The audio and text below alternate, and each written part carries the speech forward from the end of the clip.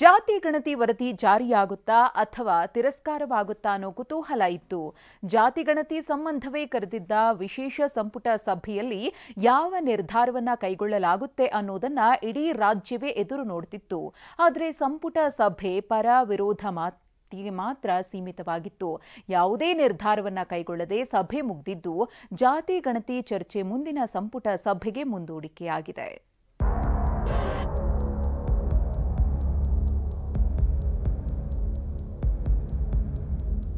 5.5 ಕೋಟಿ ಜನರ ಸರ್ವೆ ಮಾಡಿದ್ದಾರೆ. ಎಲ್ಲಾ ಸಚಿವರುಗಳು ಕೂಡ ಪಾಸಿಟಿವ್ ಆಗಿ ಎಲ್ಲರೂ ಅವರ ಅಭಿಪ್ರಾಯಗಳನ್ನ ಹೇಳಿದ್ದಾರೆ. ಸಬ್ಜೆಕ್ಟ್ ಈ ಕ್ಯಾಸ್ಟ್ ಆ ಕ್ಯಾಸ್ಟ್ ಅಂತ ಏನು ಮಾತಾಡಿಲ್ಲ. ಎಲ್ಲರಿಗೂ ಸಾಮಾಜಿಕ ನ್ಯಾಯ ಕೊಡುವಂತದ್ದು because it's such a big issue, so everybody should speak. ಮುಂದಿನ ಕ್ಯಾಬಿನೆಟ್ ಹಿಲ್ಸ್ ನಲ್ಲಿ ನಡೀತಾ ಇದೆ. ಚರ್ಚೆ ಅಪೂರ್ಣವಾಗಿದೆ. ಸಂಪುಟ ಸಭೆಯಲ್ಲಿ ಜಾತಿ ಗಣತಿ ವರದಿಯ ಭಾರೀ ಕೋಲಾಹಲ. ಯಾವುದೇ ನಿರ್ಣಯಕ್ಕೆ ಬಾರದೆ ಕ್ಯಾಬಿನೆಟ್ ಮುಂದೂಡಿಕೆ.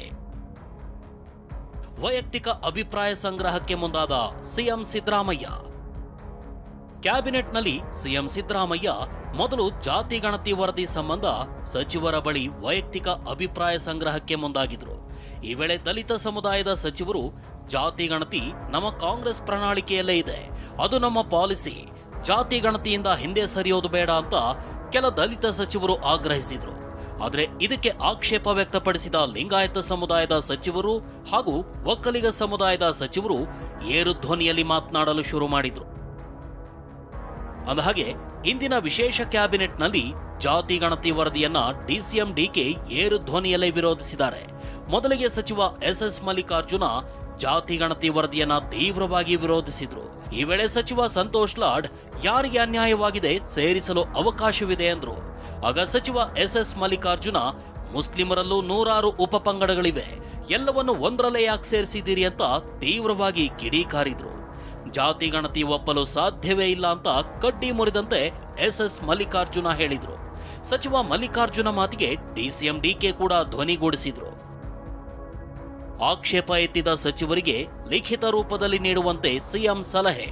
ಹೀಗೆ ಕ್ಯಾಬಿನೆಟ್ನಲ್ಲಿ ಯಾರೆಲ್ಲ ಜಾತಿ ಗಣತಿ ವರದಿ ಜಾರಿಗೆ ಆಕ್ಷೇಪ ಎತ್ತಿದ್ರೋ ಅವರಿಗೆ ಲಿಖಿತ ರೂಪದಲ್ಲಿ ನೀಡಿ ಅಂತ ಸಿಎಂ ಸಿದ್ದರಾಮಯ್ಯ ಹೇಳಿದ್ರು.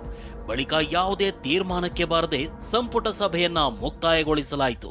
ಇನ್ನು ಕ್ಯಾಬಿನೆಟ್ನಲ್ಲಿ ಜಾತಿ ಗಣತಿ ವರದಿಯನ್ನ ತೀವ್ರವಾಗಿ ವಿರೋಧಿಸಿರುವ ಸಚಿವ ಮಲ್ಲಿಕಾರ್ಜುನ ಸಭೆ ಬಳಿಕ ಲೋಪದೋಷಗಳ ಬಗ್ಗೆ ಚರ್ಚೆ ಆಗಿದೆ ಎಂದಿದ್ದಾರೆ. ಸಬ್ಜೆಕ್ಟ್ ಆ ಕಾಂಬಿನೇಷನು ಈ ಕ್ಯಾಸ್ಟ್ ಆ ಕ್ಯಾಸ್ಟ್ ಅಂತ ಏನು ಮಾತಾಡಿಲ್ಲ. ಏನು ಲೋಪದೋಷಗಳದಾವ ಇನ್ನೊಂದ್ಸತಿ ಸರ್ವೆ ಮಾಡಬೇಕು, ಏನು ಮಾಡಬೇಕು ಅದ್ರ ಬಗ್ಗೆ ಚರ್ಚೆ ಆಗಿ ಕುಲಂಕುಷವಾಗಿ ನೆಕ್ಸ್ಟ್ ಕ್ಯಾಬಿನೆಟ್ ತಗೊಂಬರ್ಬೇಕು.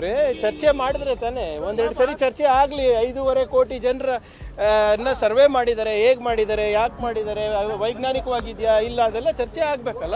ಸುಮ್ಮನೆ ನಾವು ಹೇಗೆ ಡಿಸಿಷನ್. ಇದು ಒಂದೇ ಕ್ಯಾಬಿನೆಟ್ ಆಗ್ತಕ್ಕಂಥದ್ದಲ್ಲ, it's a big issue.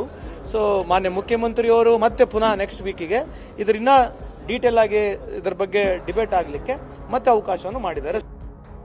May 2ರಂದು ನಡೆಯುವ ಕ್ಯಾಬಿನೆಟ್ನಲ್ಲಿ ಮುಂದಿನ ನಿರ್ಣಯ. ಇನ್ನು ಮುಂದಿನ ವಾರ ಅಂದ್ರೆ ಏಪ್ರಿಲ್ 24ರಂದು ಮಲೆ ಮಹದೇಶ್ವರ ಬೆಟ್ಟದಲ್ಲಿ ಕ್ಯಾಬಿನೆಟ್ ನಡೆಯಲಿದೆ. ಅಲ್ಲಿ ಸ್ಥಳೀಯ ಸಮಸ್ಯೆಗಳ ಚರ್ಚೆಯ ಅಜೆಂಡಾ ಸೆಟ್ ಆಗಿದೆ.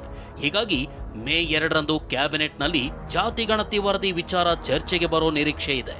ಮುಂದಿನ ಕ್ಯಾಬಿನೆಟ್ ಹಿಲ್ಸ್ ನಲ್ಲಿ ನಡೀತಾ ಇದೆ 24ನೇ ತಾರೀಕಿಗೆ. ಆ ಭಾಗದ ಅಭಿವೃದ್ಧಿ ವಿಚಾರದ ವಿಷಯಗಳ ಹೆಚ್ಚಾಗಿ ಅಲ್ಲಿ ಬರೋದರಿಂದ ಬಹುಶಃ 2ನೇ ತಾರೀಕಿಗೆ ನಡೀತಕ್ಕಂಥ ಸಚಿವ ಸಂಪುಟದ ಸಭೆಯೊಳಗೆ ಮತ್ತೆ ಈ ವಿಷಯವನ್ನು ಕೈಗೆತ್ತಿಕೊಂಡು ಒಂದು ಅಂತಿಮವಾಗಿರ್ತಕ್ಕಂಥ ನಿರ್ಣಯವನ್ನು ಮಾಡೋದಕ್ಕೆ ರಾಜ್ಯ ಸಚಿವ ಸಂಪುಟ ನಿರ್ಣಯಿಸಿದೆ. ಅಸಲಿಗೆ ಇವತ್ತು ಕ್ಯಾಬಿನೆಟ್ ಸಭೆಗೂ ಮುನ್ನವೇ ಲಿಂಗಾಯತ ಸಮುದಾಯದ ಸಚಿವರು ಎಂಬಿ ಪಾಟೀಲ್ ನಿವಾಸದಲ್ಲಿ ಪ್ರತ್ಯೇಕ ಸಭೆ ನಡೆಸಿದ್ರು. ಸಭೆಯಲ್ಲಿ ಕ್ಯಾಬಿನೆಟ್ನಲ್ಲಿ ಜಾತಿ ಗಣತಿ ವರದಿಯನ್ನ ತಿರಸ್ಕಾರ ಮಾಡಬೇಕು, ಇಲ್ಲದೇ ಇದ್ರೆ ಪಬ್ಲಿಕ್ ಡೊಮೈನ್ಗೆ ಬಿಡಬೇಕು ಅಂತ ನಿರ್ಧರಿಸಿದ್ರು. ಅದರಂತೆ ಲಿಂಗಾಯತ ಸಚಿವರು ಜಾತಿ ಗಣತಿ ವರದಿಗೆ ಕ್ಯಾಬಿನೆಟ್ನಲ್ಲಿ ವಿರೋಧಿಸಿದ್ದಾರೆ. ಹೀಗಾಗಿ ಮುಂದಿನ ಕ್ಯಾಬಿನೆಟ್ನಲ್ಲಿ ಏನಾಗುತ್ತೆ ಅನ್ನೋದು ತೀವ್ರ ಕುತೂಹಲ ಕೆರಳಿಸಿದೆ. ಪ್ರಸನ್ನ ಗಾಂವ್ಕರ್, TV9 ಬೆಂಗಳೂರು.